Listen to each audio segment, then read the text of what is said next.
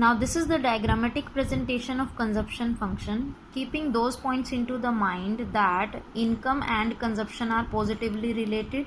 Clear? If we have the y line with us, that is the income line with us, and this is the consumption line. Consumption start from y axis because even at zero level some consumption exists, so the point will touch the y axis. Clear? And as income increases, y also increases. Clear?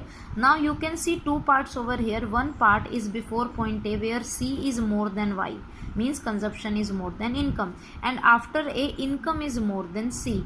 It shows that in starting both are increasing, but the rate at which y increasing is more than the rate at which c is increasing. That's why before a c is greater than y, and after a y is greater than c, because increase in y is more than increase in consumption. Clear?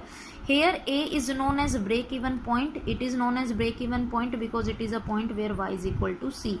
In the previous table you can see here that at zero level when consumption was 20, at 50 income consumption was 60. This is a point where consumption is more than income.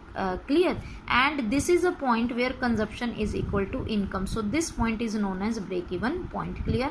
After this you gonna see income is more than consumption. Clear? So these all three phases are shown in this diagram also. At a, y is equal to c, before a, y is less than c, and after a, y is greater than c. This is the diagrammatic presentation of consumption function.